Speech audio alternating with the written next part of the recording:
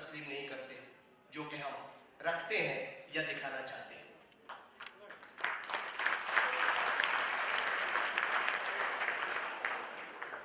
یہ NEDians کا function ہے، اور میں یہ ہمیشہ سے کہتا ہوں کہ اسپیکر، نو اسپیکر، فیچرڈ اسپیکر، کی نوٹ اسپیکر، ان کی میرے نزدیک کوئی اہمیت نہیں ہے۔ میرے لیے جو فخر کی بات ہے وہ یہ ہے کہ میں آپ میں سے ہوں اور میرے نام کے ساتھ NED لگا ہوا ہے۔ خواتین و حضرات، آپ سب اپنے آپ کو NEDian کہتے ہیں اور میں اپنے آپ کو متاثرین NEDian کہتا ہوں۔ متاثرین کہتے ہیں اگر کسی حادثے میں بچ جانے والے کو، زندہ بچ جانے والے کو متاثرین میں شمار کرتے ہیں۔ میں NED کے ان تمام لوگوں کو جنہوں نے کہ NED کی لڑکیوں سے شادیاں کی ہیں متاثرین NED میں شمار کرتا ہوں۔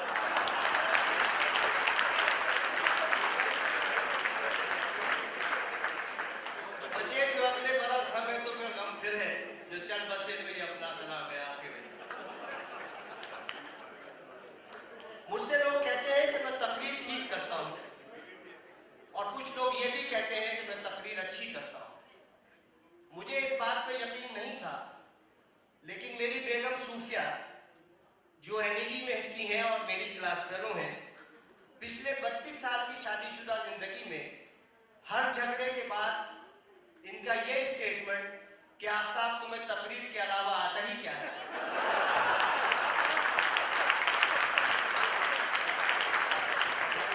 اس بات کا ثبوت ہے کہ شاید میں اچھی تقریر کرتا ہوں۔ اب میں اپنی اصل تقریر کی طرف آتا ہوں۔ قمر بھائی نے مجھ پر یہ پابندی لگائی ہے کہ میں صرف NED کے بارے میں بات کروں گا اور پاکستان کے بارے میں بات کروں گا، کیونکہ میری تقریر کے ساتھ ساتھ ایک تحریر بھی شامل ہے، تو میں تقریر کو تحریر سے لنک کروں گا ملائلہ کے اوپر 2-3 اشعار سے، اور اس کے بعد میں آپ کو اپنی تحریر کی طرف لے جاؤں گا۔ حضرت علی کا قول ہے کہ بولو کہ پہچانے جاؤ، کیونکہ ہر انسان اپنی زبان کے نیچے چھپا ہوا ہے، اور حضرت علی کا قول ہے کہ یہ مت دیکھو کہ کون کہہ رہا ہے، یہ دیکھو کہ کیا کہہ رہا ہے۔ مجھے پوری امید ہے کہ آپ میری تقریر و تحریر کو مولا علی کے اس قول کی روشنی میں ہی دیکھیں گے، کسی اور کی روشنی میں نہیں دیکھیں گے۔ جب ہم NED کی بات کرتے ہیں تو میں یہ سوچتا ہوں کہ NED کیا ہے؟ NED میں ایسا کیا کیرزما ہے؟ NED میں ایسی کیا بات ہے کہ دنیا میں جہاں جہاں NEDians موجود ہیں وہ اس سے محبت کرتے ہیں؟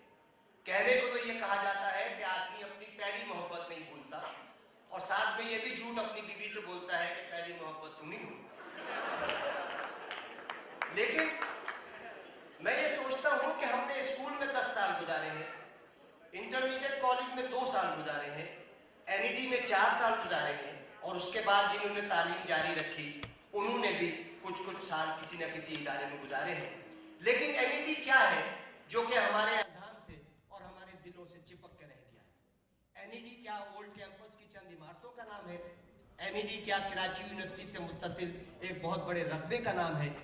یا NED ایک ایسے مشن کا نام ہے جس کو کہ ہم سب زندگی میں آگے لے کے چلتے ہیں؟ مجھے لگتا ہے کہ انسان پہلی محبت تو شاید بھول جائے، تیسری محبت نہیں بھولتا، اور تیسری محبت ہماری آپ کی NED سے محبت ہے۔ ہم اسکول میں بھی رہے، کالج میں بھی رہے، لیکن NED سے جو ہماری محبت ہے وہ آج تک جاری ہے۔ ہر شخص اپنے ماضی میں زندہ رہنا چاہتا ہے، ہر شخص کو اپنا ماضی لگتا ہے کہ بہترین تھا۔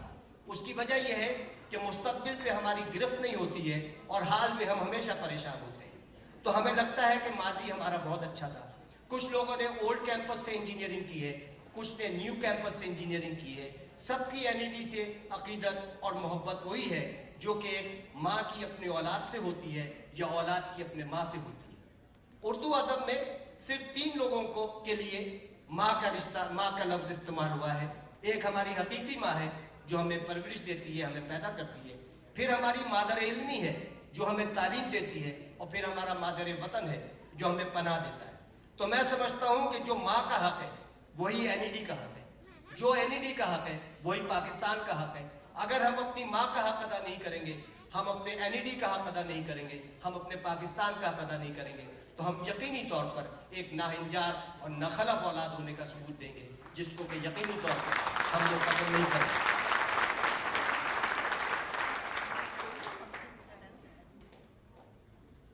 کہتے ہیں کہ ساگر، شیشہ، ہیرے، موتی، ان سب کی قیمت جب لگتی ہے جب یہ ٹوٹے ہوئے نہ ہوں. اگر یہ ٹوٹ جائے تو بے مول ہے، اگر یہ نہ ٹوٹے تو انمول ہے. یہی ہمارے انسانی رشتوں میں ہوتا ہے. یہ ہماری بہن ہے، یہ ہماری ماں ہے، یہ ہماری بیوی ہے، یہ ہمارے بچے ہیں. اگر یہ رشتے جڑے رہیں تو انمول ہے، اگر ٹوٹ جائے تو بے مول ہے. یہی رشتہ آپ کا NED سے بھی ہے. یہی رشتہ آپ کا اس تعلیمی ادارے سے بھی ہے جس نے آپ کو پروفیشنل زندگی میں لا کے ایک ایسی جگہ لا کے کھڑا کیا جہاں سے آپ کو آگے کی دنیا نظر آتی ہے اور آپ کو نظر آتا ہے کہ یہاں سے ہم آگے کا سفر طے کریں گے. NED سے محبت کیجئے، پاکستان سے محبت کیجئے، اپنے آپ سے محبت کیجئے. اپنے آپ سے محبت کرنا بھی NED سے محبت ہے. اور کچھ ایسا کام کیجئے کہ جب یہاں سے ہم جائیں تو ہمیں لگے کہ ہم نے اس تعلیمی ادارے کے لیے جس نے ہمیں 300 روپے سالانہ پہ انجینئرنگ کرائی ہے.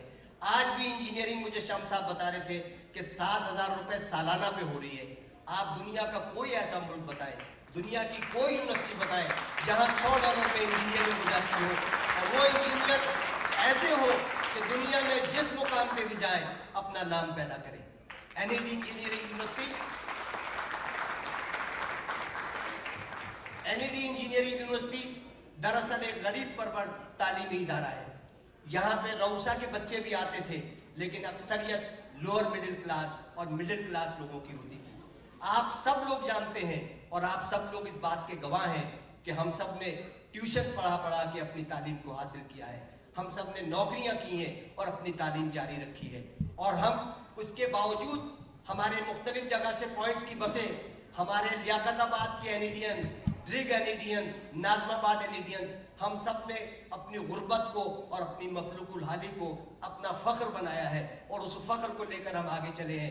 یہی وجہ ہے کہ آج NEDین دنیا میں جس جگہ بھی موجود ہے وہ اپنی شناخت رکھتا ہے اور وہ یہ بتاتا ہے کہ اس نے ایک ایسے تعلیمی ادارے سے تعلیم حاصل کی ہے جہاں سے معمولی لوگ تعلیم حاصل نہیں کرتے تھے بلکہ پڑھے لکھے طلباء وہاں جاتے تھے اور مستقبل میں اپنا نام پیدا کرتے تھے.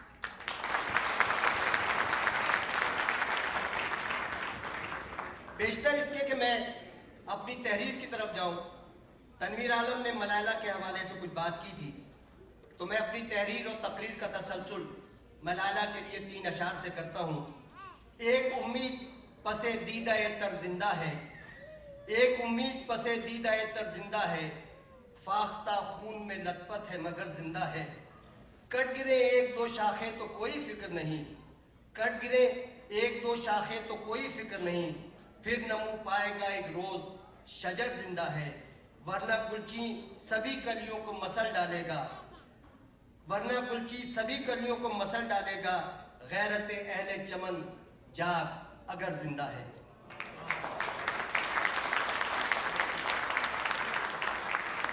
خواتین و حضرات، اب میں جو آپ کو ایک اپنی تحریر سنانے جا رہا ہوں یہ پاکستان کے حوالے سے ایک تحریر ہے. میں نے کینیڈا میں لکھی تھی، زلزلے کے فوراً بعد لکھی تھی. اس کہانی کے سارے کردار فرضی ہیں، کسی بھی شخص یا ادارے سے مماثلت محض ایک اتفاق ہے، لیکن یقینی طور پر اگر آپ نے اس کے کرداروں کے تعارف کو یاد رکھا تو یہ مجھے یقین ہے کہ یہ کہانی آپ کے دلوں کو چھوتی بھی گزر جائے گی. میں جب پیدا ہوا تو پاکستان کو بنے ہوئے 28 سال اور ٹوٹے ہوئے 3 سال ہو چکے تھے. میرے والد کا نام احمد رشید تھا لیکن وہ سیٹ احمد رشید کہلاتے تھے، لیکن میں انہیں پیار سے بابا کہا کرتا تھا. ہمارا اسلام آباد میں 4 کنال کا گھر تھا. ہمارے گھر میں میری بہن، ماں اور دادی اماں بھی ساتھ رہتی تھی. ہمارے گھر میں نوکروں کی بھی فوج تھی لیکن ہمارا چوکیدار اللہ رکھا ان میں سب سے پرانا تھا. اللہ رکھا کا ایک بیٹا داؤد تھا جو میری ہی عمر کا تھا اور اسے سب دودھا کہہ کر پکارتے تھے. میرے والد کے چند انقلابی دوست بھی تھے جن میں حاضر اور ریٹائرڈ سرکاری افسران بھی شامل تھے. ہمارے یہاں ہر اتوار کو والد کے یہ انقلابی دانشور دوست جمع ہوتے جبکہ بابا کی ایک ذاتی لائبریری تھی. میں نے جس ماحول میں آنکھ کھولی وہاں میں نے بابا اور ان کے دوستوں کے درمیان ہر وقت ایک بحث و تکرار سنی جس کا خلاصہ یہ تھا کہ آخر پاکستان بنانے کی کیا ضرورت تھی. پاکستان بنانا ایک غلطی تھی اور قائد اعظم انگریزوں کے ایجنٹ تھے. اس طرح بچپن کی وہ واحد یاد جو میرے دماغ میں چپک کر رہ گئی وہ پاکستان کے لیے وہ گالیاں تھیں جو ان محفلوں میں پاکستان کو دی جاتی تھی۔ بابا کی لائبریری میں ہر وہ کتاب، رسالہ یا اخبار موجود تھا جس میں پاکستان و قائد اعظم کے خلاف زہر بھرا ہوا تھا، اور بحث کے اختتام پر یہ تمام مضامین ثبوت کے طور پر پیش کیے جاتے۔ اللہ رکھا کا بیٹا دودا میرا ہی ہم عمر تھا، اور اس میں خاص بات اس کی آنکھیں تھیں جن میں انتہا سے زیادہ چمک تھی، جو کہ صرف بہت ذہین لوگوں کی آنکھوں میں ہوتی ہے۔ میں اکثر اس کی آنکھوں میں دیکھ کر ڈر سا جایا کرتا تھا۔ دودا کو پڑھنے کا بڑا شوق تھا اور بڑا ہو کر انجینئر بننا چاہتا تھا، لیکن اللہ رکھا کی اتنی آمدنی نہیں تھی کہ وہ دودا کو کسی اچھے اسکول میں داخل کرا سکے۔ دودا ہر سال میری پرانی کتابیں مجھ سے لے کر چھپ چھپ کر پڑھتا تھا۔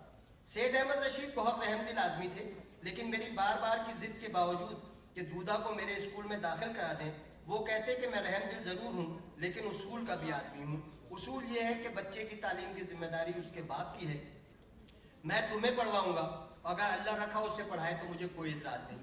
میں ایک دن سکتے میں آ گیا جب میں نے بابا کو امی سے کہتے سنا کہ اگر دودا اسکول چلا گیا تو گھر کے کام کون کرے گا۔ اس کے بعد بات یہیں ختم ہو گئی۔ میں نے ایک بار دیکھا کہ دودا سرونٹ کوارٹر میں اپنے باپ سے اسکول میں داخلے کی ضد کر رہا ہے، اور اللہ رکھا یہ کہہ رہا ہے کہ پاکستان میں چوکیدار کا بیٹا چوکیدار ہی بنے گا، انجینئر نہیں، لہٰذا تعلیم پر پیسے ضائع کرنے کی ضرورت نہیں۔ آخر یوں دودا ایک دن گھر سے بھاگ گیا، اور تھوڑے دن بعد اللہ رکھا بھی نوکری چھوڑ کر اس کی تلاش میں نکل گیا۔ پھر ہماری اس سے ملاقات نہیں ہوئی۔ میرے بابا سیٹ احمد رشید اور ان کے دوست جو اٹھتے بیٹھتے اس بات کا رونا روتے تھے کہ پاکستان نے انہیں کچھ نہیں دیا، روز بروز اپنی بزنس اور بینک بیلنس بڑھاتے چلے جا رہے تھے۔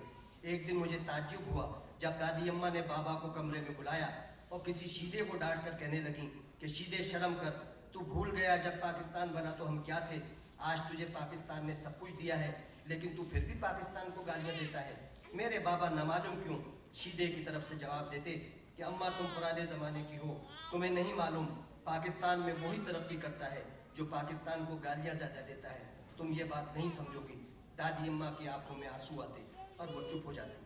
لیکن اس کے باوجود زندگی میں 2 بار نہ معلوم کیوں بابا نے دیوانہ وار چیختے ہوئے پاکستان زندہ باد کا نعرہ لگایا۔ ایک تو جب پاکستان نے کرکٹ کا ورلڈ کپ جیتا، اور دوبارہ جب پاکستان ایٹمی قوت بنا۔ آپ سمجھ گئے ہوں گے کہ اس ماحول میں پروان چڑھنے کے بعد میں پاکستان اور پاکستانیوں سے کتنی نفرت کرتا ہوں گا۔ یہی وجہ تھی کہ میرے FSC کرتے ہی بابا نے مجھے انجینئرنگ کی تعلیم کے لیے امریکہ بھیجوا دیا،